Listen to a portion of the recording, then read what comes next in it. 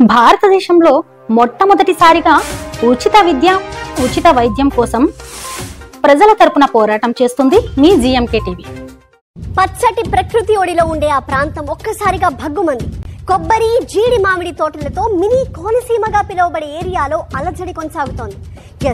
అనకాపల్లి జిల్లాలోని నక్కపల్లి మండలంలో ఏర్పాటు చేయబోయే బల్క్ డ్రగ్ పార్క్ ని వ్యతిరేకిస్తూ 5 గ్రామాల ప్రజలు చేస్తున్న ఆందోళనలు ఉగ్రరూపం దాల్చాయి.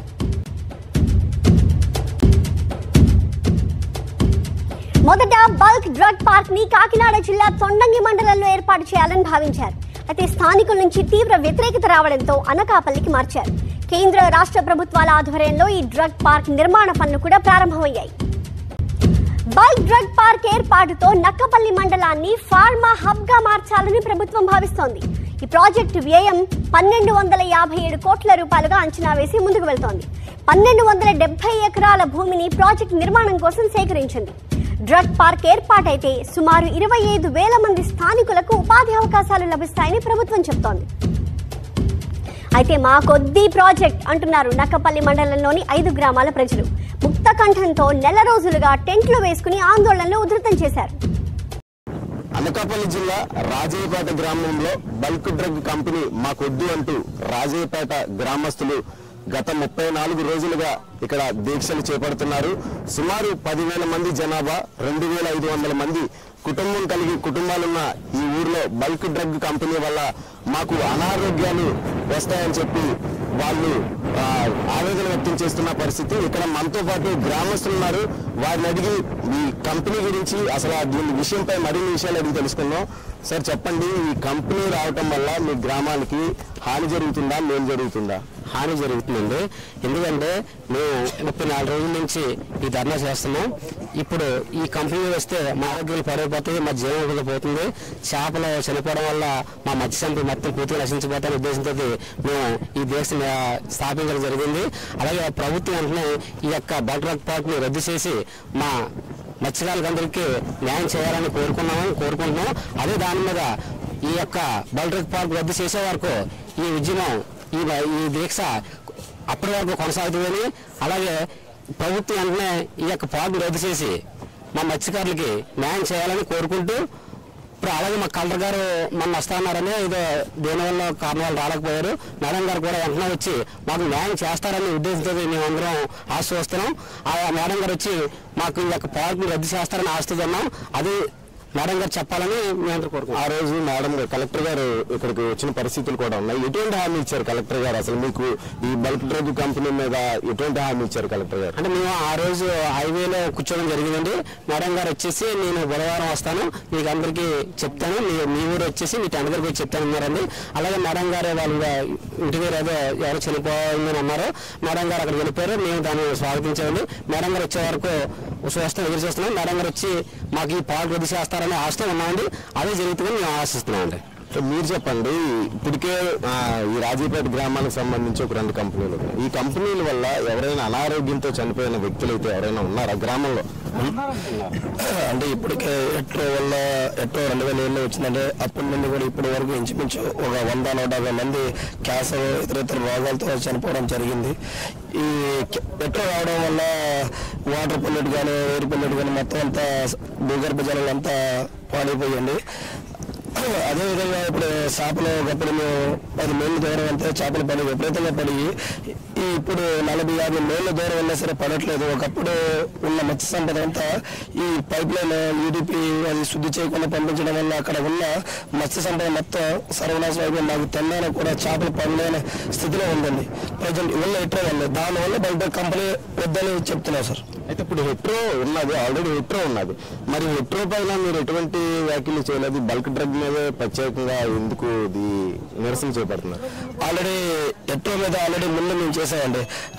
అదే గతంలో 2010లో ఎస్ఎస్జెడ్ స్థాపించిన తర్వాత వాళ్ళు కొత్తగా పైప్ లైన్ వేశారు. అప్పుడున్న పైప్ లైన్ వల్ల చాలా సర్వనాశనం అయిపోతుందని అన్నారు సార్. అదేవిధంగా 2021 డిసెంబర్ 1వ తారీఖున మా వాళ్ళందరూ కొత్త పైప్ లైన్ వేస్తూ ఉంటే అక్కడ శాంతియుత నిరాదీక్షని అక్కడ పెట్టారు సార్. అప్పుడు అక్కడ పెట్టి 700 రోజులు చేసాం. 700 రోజులు చేసి అలాగే గ్రీన్ ట్రిబ్యునల్ కోర్టులో కూడా కేసు వేయడం జరిగింది. అదే గ్రీన్ ట్రిబ్యునల్ కూడా ఆంధ్ర యూనివర్సిటీ నుంచి వాళ్ళు వచ్చి ఇంచుమించు 312 పేజీలు రాశారు సార్. మన దీనికి నష్టపరిహారం కూడా 6 కోట్లు 80 లక్షల చిల్లర విధించారు సార్ ఎట్రోకి.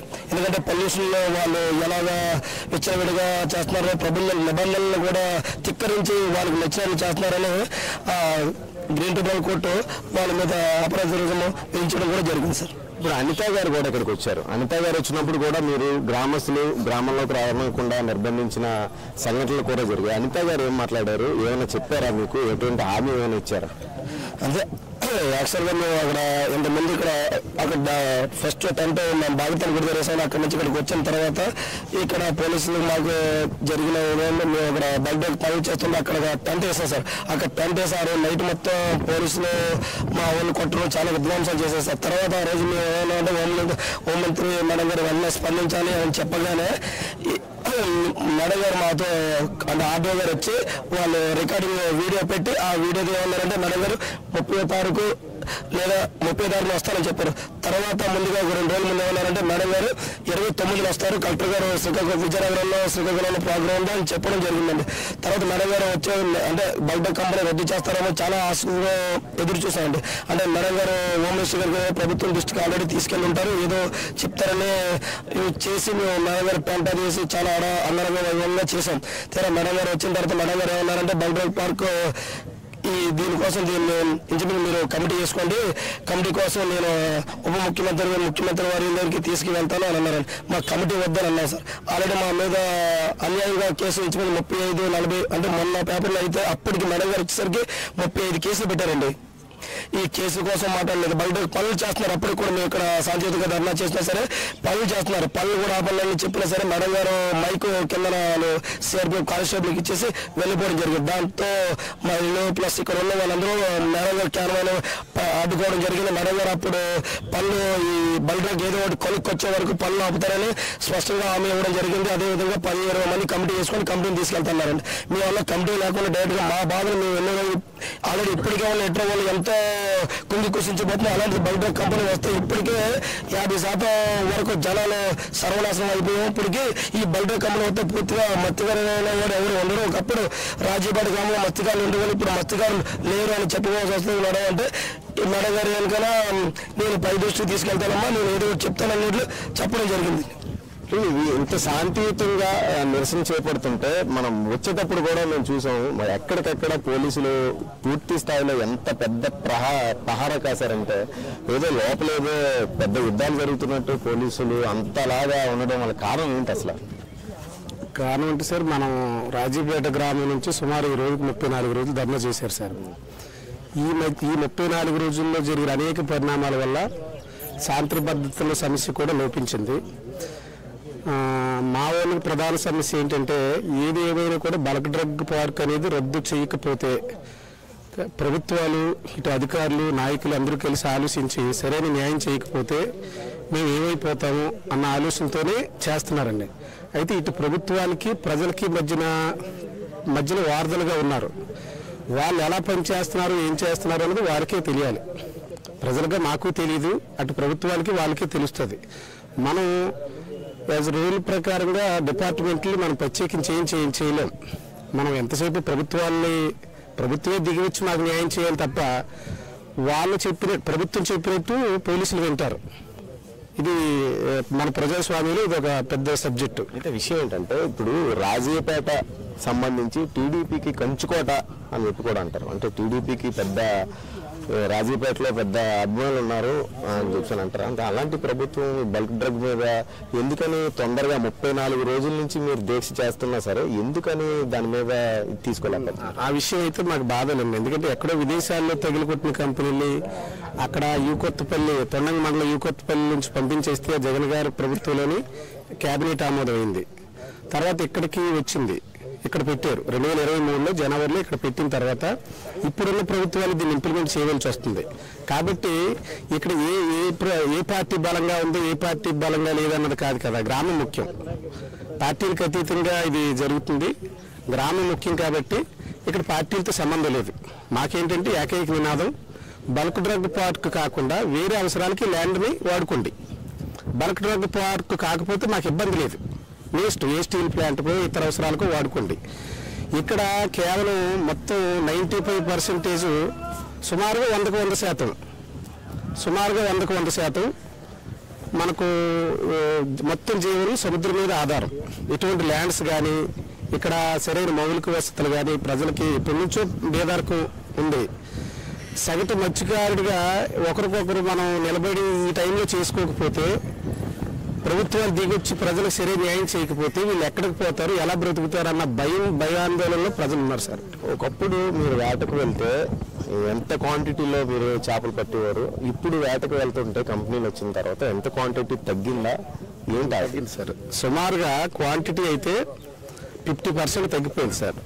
50% తగ్గిపోయింది. మన వాళ్ళు కొంత బయటకు వెళ్ళి వేట చేసుకొని ఏదో కవర్ చేసుకొని అలా బతుకుతున్నారు. నిజానికి ఇక్కడైతే వేట తక్కువ కాబట్టి కదండి బయటకు వలసకెళ్తారు. ఇక్కడ పుష్కలంగా చేపలు దొరికితే అక్కడికి వెళ్ళరు కదా, అది మనకు నిదర్శనం. ఎట్టి పరిస్థితుల్లోనే వలసలు అంటే ఎక్కడికి? పూరి వెళ్తారు, కోనార్కి వెళ్తున్నారు, ఈస్ట్ గోదావరిలో ఎస్సీయానం, సిరియానం, వాసాల తిప్ప, రామేశ్వరం, ఇలాగా ఒక 5-6 గ్రామాల బందరు ఇలా వెళ్తుంటారు సార్. అంతర్వేది వెళ్తుంటారు. అక్కడ ఒక 6 నెలలు 7 నెలలు వేట చేసుకుని మళ్ళీ ఇక్కడికి వచ్చి ఇంకెలా జీవనం కొనసాగిస్తున్నారు అంతే. అంటే బ్రతుకు తెరువు పోరాటం ఇదంతానా. దీనికి ప్రధాన కారణం ఏంటి సార్ అంటే పొల్యూషన్ వస్తుంది. వందలాది కంపెనీలు వస్తే పొల్యూషన్ వచ్చేస్తుంది, సముద్రం పాడవుతుంది. సముద్రం పాడైపోయినప్పుడు మనకి వేరే ఆధారం లేనప్పుడు ఎలా బ్రతుకుతారు? ఇప్పుడు ల్యాండ్స్ ఉన్నాయనుకోండి, లేకపోతే మా వాళ్ళకి బయట వృత్తులు ఏదైనా అలవాటు ఉందనుకోండి, ఈ పార్పేనో లేకపోతే ఏదైనా మంచి స్కిల్ ఉండి బలమైన చదువులు ఉండి ఫైనాన్షియల్గా బలంగా ఉంటే బయటకు వెళ్ళి పనులు చేసుకుంటారు. చదువులు తక్కువ, అంతంత మాత్రమే. వీళ్ళందరికీ ప్రభుత్వానికి కదా ఆలోచించి మత్స్యకారుల జీవితాలు ఏంటో ప్రభుత్వానికి తెలియదు అంటారా? ఎంతో కొంత ఈ పేదరికం ఏంటి, ఇక్కడున్న వీళ్ళు బ్యాక్వర్డ్ కులాలు, ఈ కులాలకి ఎవరు హెల్ప్ చేస్తారు? ప్రభుత్వం చేయాలి. మా ఆలోచన కూడా అదే. ప్రభుత్వం ఏదో రకంగా దిగొచ్చి ఇది ఈ బల్క్ డ్రగ్ కాకుండా వేరే అవసరాలు పెట్టుకొని మమ్మల్ని కొంత కాపాడి అర్థం చేసుకొని రక్షిస్తారని మా ఆలోచన సార్. అంటే ఇప్పుడు బల్క్ డ్రగ్ కంపెనీ వచ్చిన తర్వాత ఊరిలో గ్రామంలో ఉన్న యువతకు కానీ ఎవరికైనా ఉద్యోగ అవకాశాలు ఇస్తామని చెప్పి కానీ ఇలాంటి మాటలు ఏమైనా చెప్పడం జరిగిందా? చెప్తున్నారు. ఇంటికో అంటే అర్హత కలిగిన ప్రతి ఒక్కరికి వాళ్ళకున్న స్కిల్ ఎడ్యుకేషన్ బట్టి ఒక ఉద్యోగం ఇస్తామని అంటున్నారు. అలాగే మంచి హాస్పిటళ్ళు లేకపోతే ఫీజులు కట్టకుండా, అంటే మా దగ్గర మాట్లాడిన మాటలు ఫీజులు అనేవి కట్టకుండా ఇక్కడే చదువుకొని పెద్ద కాలేజీలు ఏదో చెప్తున్నారు. కొన్ని హామీలు చెప్పారు.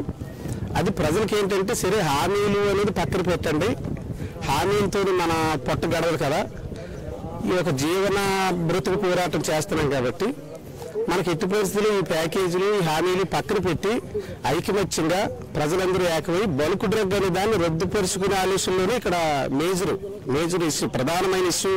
ఈరోజు 34 రోజులు కొన్ని కోట్ల రూపాయలు నష్టపోయినా కూడా గ్రామం అంతా ఐక్యంగా ఇక్కడ ఉండి పోరాటానికి కారణం కూడా అదే. అప్పుడు మేము అదే 34 రోజుల నుంచి దీక్ష చేస్తున్న ప్రభుత్వం ఇంకా దిగి రాలేదంటే మరి ఏమనుకోవాలి? అసలు దిగి రాలేదు అంటే ప్రభుత్వాలకి మనకి వారధంగా ఉన్న మధ్యవర్తులకి మనకి ఇప్పుడు మేడం గారు ఉన్నారు, కమిటీ వేసుకోమంటున్నారు. మనం ఏంటంటే కమిటీ, ఆ కమిటీ అంటే కమిటీ ఏ విధమైన కమిటీ అంటే ఎలాగ కమిటీ అంటే ఎవరు పెట్టేవారు ఉన్నారో, ఇప్పుడు చంద్రబాబు నాయుడు ఉన్నారు సార్, ఇప్పుడు ఈవిడ పరిధి, ఇప్పుడు మినిస్టర్ గారు ఉన్నారు, ఆవిడ పది కాదు కదా, ఇది సెంట్రల్ గవర్నమెంట్ ఇచ్చిన ప్రాజెక్టు, అది అందరికీ తెలుసు.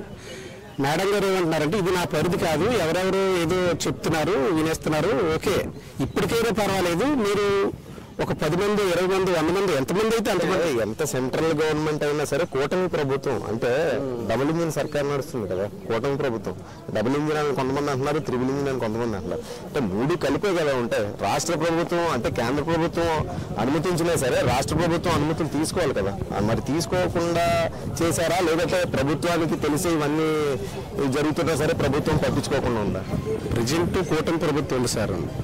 ఆ రోజు సెంట్రల్ గవర్నమెంట్ 17 రాష్ట్రాలతో, మన స్టేట్ గవర్నమెంట్ ఏం చెప్పిందంటే నేను 17 రాష్ట్రాలతో పోరాడి ఈ కంపెనీని, ఈ బల్క్ డ్రగ్ పార్క్ని ఇక్కడ పెట్టాను, అనేక ఉద్యోగాలు రెవెన్యూ జనరేట్ అవుతుంది, చుట్టుపక్కల ప్రాంతాలు అభివృద్ధి అవుతాయి అనేసి ఆ రోజు వైసీపీ గవర్నమెంట్ పెట్టింది. పెట్టినప్పటికీ కూడా మీరు ప్రజెంట్ ఇంప్లిమెంట్ చేసేది టీడీపీ గవర్నమెంటే కదండి. ఈరోజు ప్రజల కోసం ఆలోచించి ఈ బల్క్ డ్రగ్ పార్క్ని వేరే చోట పెట్టుకోవడం కానీ, లేకపోతే మాకు ఇబ్బంది లేకుండా ప్రత్యామ్నాయంగా ఏదైనా ఆలోచించి చేయాలన్నది మా ఆలోచన సార్. మీరు చెప్పండి సార్, ఇప్పుడు ప్రధానంగా మీరు చెప్పండి, ప్రధానంగా ఈ బల్క్ డ్రగ్ కంపెనీ మీరు చెప్పినట్టు ప్రభుత్వం కానీ దిగి వచ్చి ఆపకపోతే నెక్స్ట్ మీరు చేసే చర్యలు ఎటువంటి చర్యలు, ఎటువంటి చేసేది ఉంది? మేము బల్క్ డ్రగ్ కంపెనీ తొలగించకపోతే మా ప్రాణాలను ఇస్తామండి. ప్రాణాలు తీసి ఎట్టి బస్సులు వాడే కంపెనీ పెట్టలేదండి. అలాగే ఈ ఎటో కంపెనీ వల్ల నానా రకాల వ్యాధులు వచ్చి 25 మంది చనిపోవడం కూడా జరిగిందండి ఎటో కంపెనీ వల్ల. అలాగే 50 మంది ఇంకా అనారోగ్యాలతో ఉన్నారండి ఎటో కంపెనీ వల్ల. అదే కంపెనీని బల్క్ డ్రగ్ కంపెనీ పెడితే మా ఈ ప్రజలు ఉంటారండి, ఉండరు కదా. దానివల్ల ఎంతమంది చనిపోతే నానా 100 కంపెనీలు ఇక్కడ పెట్టడానికి చూస్తున్నారు ఈ బల్క్ డ్రగ్ పార్క్ అనేసి. అటువంటి కంపెనీ పెడితే ఒక్క కంపెనీ వల్ల అంతమంది చనిపోయారు, అంతమంది అనారోగ్యాలతో ఉన్నారు. అటువంటిప్పుడు ఈ కంపెనీలు వస్తే ఇక ప్రజలు ఉండరు కదండి భూమి మీద. అటువంటి కంపెనీ మేము పెట్టరాదనేసి మేము చాలా వరకు ఈ రోజుకి 34 రోజులు పెట్టి ఈ దిశతో మేము కొనసాగిన కూడా దానికి ప్రభుత్వం ఇంకా యాక్షన్ తీసుకోవట్లేదు. అలాగే మేడం గారు రోడ్డు ఎక్కాం, మేడం గారు ఒక సొల్యూషన్ చెప్పారు. ఏదో సొల్యూషన్ చెప్తాం, మీ ఊరొచ్చి ఈ రోడ్డు ఎక్కడం మానేసి చెప్పగలరు, మేము రోడ్డు ఎక్కడ మానేస్తామండి. రోజుకి ఇంతమంది గ్రామస్తులు ప్రతిరోజు కూడా ఈ దీక్షలో కూర్చుంటున్నారు అని అంటే మీ పనులవి మానుకొని, మీ ఉద్యోగాలు మానుకొని గ్రామం కోసం మీరు ఇంతమంది ఇలా కూర్చుంటున్నారు. ఇంతమంది ఇలా కూర్చున్నా సరే ప్రభుత్వం ఇంకా దిగిరాకపోవడం అని అంటే మరి దాని గురించి ఏమంటారు? చూడండి, అంతే. అదే మేము అడిగేంటే ప్రభుత్వాన్ని ఏమిటంటే ఎంత దుర్మార్గం అనేసి పనిచేస్తుంది ప్రభుత్వం అనేసి, మేము ప్రజలకు ఎంత అన్యాయం పనిచేస్తుంది అనేసి మేము ప్రభుత్వాన్ని అడుగుతూనే ఉంటున్నాం. కానీ ప్రభుత్వం పట్టించుకోలేదు. వెంటనే పట్టించుకోకపోతే ఈ మమ్మల్ని చుట్టుపక్కల గ్రామాల ప్రజలందరూ ఇదే కంపెనీ పెడితే చచ్చిపోవడం కూడా జరుగుతుంది. అంతవరకు మేము ఈ బల్క్ డ్రగ్ కంపెనీ ఎట్టి పరిస్థితుల్లో రానివలసి మేము కోరుకుంటున్నాం. రైట్, ఇది మొత్తానికి చూసుకుంటే రాజేపేట గ్రామంలో బల్క్ డ్రగ్ కంపెనీ రానిమ్మని చెప్పేసి గ్రామ ప్రజలైతే పూర్తిగా ముక్తకంఠంతో చెప్తున్నారు. బల్క్ డ్రగ్ కంపెనీ పై ప్రభుత్వం స్పందించేదాకా కూడా ఈ దీక్ష కొనసాగుతూనే ఉంటుందని చెప్పేసి చెప్తున్న పరిస్థితి. వీడియో జర్నలిస్ట్ షన్నుతో షణ్ముఖ, GMK టీవీ, అనకాపల్లి జిల్లా రాజేపేట గ్రామం నుంచి.